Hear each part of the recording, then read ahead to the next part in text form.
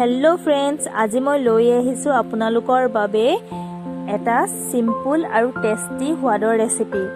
আপোনালোকে বাৰু হোটেলৰ নিচিনা বেসনৰ ডিম কাৰী ৰেচিপি বনাব বিচাৰে নেকি? যদি বিচাৰে তেতিয়াহলে মোৰ ভিডিওটো সম্পূৰ্ণলৈকে চাব আৰু ভিডিওটো যদি ভাল লাগে তেতিয়াহলে আপোনালোকে লাইক এটা কৰি দিব।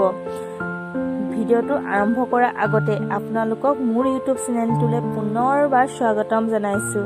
बोलक रेसिपिটো বনাবলৈ আৰম্ভ কৰো। প্ৰথমে মই গেছটো অন কৰি পেনখন বহাই ললো। পেন গৰম হোৱাৰ লগে লগে এতিয়া মই তেল দি দিছো। তেল মই মিঠাতেল ব্যৱহাৰ কৰিছো। আপোনালোকে যদি যি তেল খাই ভাল পায় সেই তেল ব্যৱহাৰ কৰিব। তাৰ পিছত মই এইকেইটা মাজত ফালি লৈ এফাল এফাল কৰি প্ৰথমে ফ্ৰাই কৰি লম। ফ্ৰাই কৰোতে মই হালধি আৰু নিমখ দিয়া নাই, মই খালি তেলতে অকল ফ্ৰাই কৰিছো। এতিয়া এপিটি সিজাৰ পিছত ইপিটি সিজিবলৈ মই লুটিয়াই দিছো। এই ৰেচিপিটো বনাওতে মই এগটো গোটাকে দিয়া নাই, ফালি লৈছো। যদি ফালি লওঁ তেতিয়াহলে তৰকাৰীখন খাবলৈ সোৱাদ হ'ব আৰু যদি গোটাকে দিওঁ তেতিয়াহলে ইমান সোৱাদ নালাগিব। সেই কাৰণে মই গোটাকে দিয়া নাই। তাৰপিছত এইখিনি ভালদৰে ফ্ৰাই হোৱাৰ পিছত মই এতিয়া নমাই লম।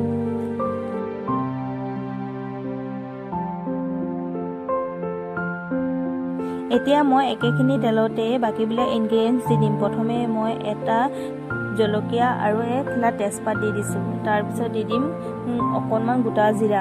গোটা জিৰা যদি দিয়া হয় তেতিয়াহলে চব্জিখন খাবলৈ বৰ সোৱাদ হয়। তাৰ পিছত দি দিম এটা ইলাইচি আৰু এটুকুৰা দালচেনি।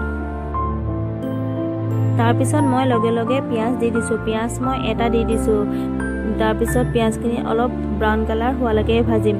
পিঁয়াজখিনি সিজাৰ পিছতে মই পিচি থোৱা ৰচুন আৰু আদা পেষ্টখিনি দি দিম। পিঁয়াজখিনি সিজা হৈ গৈছে। এতিয়া মই আদা ৰচুনৰ পেষ্টখিনি দি দিছো। আদা ৰচুন মই বেছি ব্যৱহাৰ কৰা নাই। ৰচুন 5 ফুটামান লৈছো আৰু আদা সৰুকৈ এটুকুৰা লৈ মই খুন্দি লৈছো। তাৰপিছত আদা ৰচুনৰ অকণমান গোন্ধ ওলোৱাৰ পিছতে মই এতিয়া বিলাহীখিনি দি দিম। বিলাহী মই মিক্সিত এটা পিচি লৈছো। এই ৰেচিপিটো বনাবলৈ খুব সহজ। আপোনালোকে একেবাৰে কম সময়তে এই ৰেচিপিটো বনাব পাৰে আৰু ভিডিওটো যদি ভাল লাগে তেনেহলে আপোনালোকৰ লগৰৰ মাজত মোৰ ভিডিওটো শ্বেয়াৰ কৰি দিব। এতিয়া মই বাকিবিলাক মছলা দি যাম। প্ৰথমে মই জিৰা এচামুচ দিছো, ধনিয়া আধা চামুচ দি ভালদৰে গোটেইখিনি মিলাই ল'ম।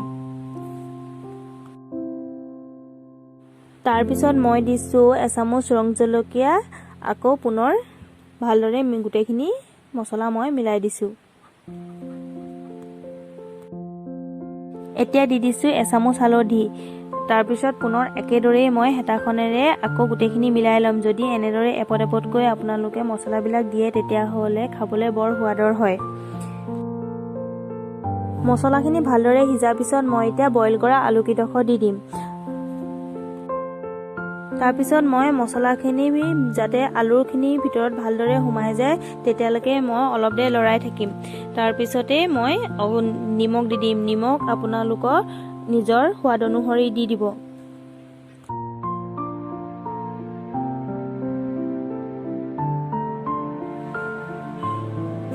এতিয়া আলু আৰু মছলা ভালদৰে সিজি গৈছে। তাৰপিছত মই 2 চামুচ জোখৰ সয়া চচ দি দিছো। সয়া চচখিনি মই অলপমান পানীৰ লগত মিলাই লৈছো।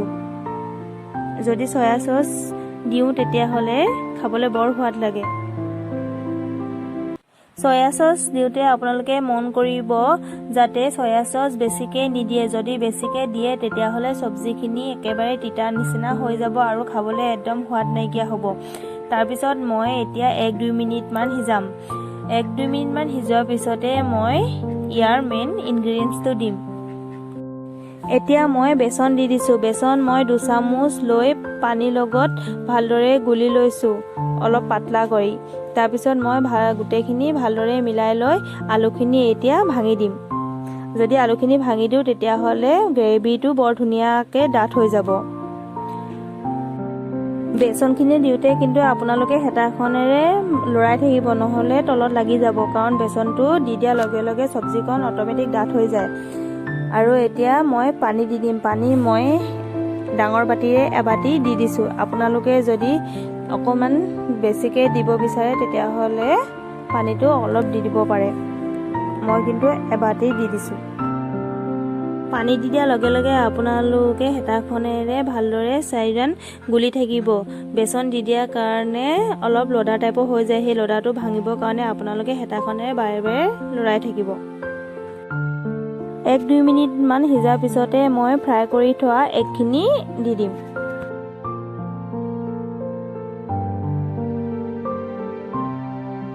এগটো দিয়াৰ পিছত আপোনালোকে লুটিয়াই নিদিব। যদি লুটিয়াই দিয়ে এগৰ ভিতৰত থকা কুহুমটো ভাগি যাব।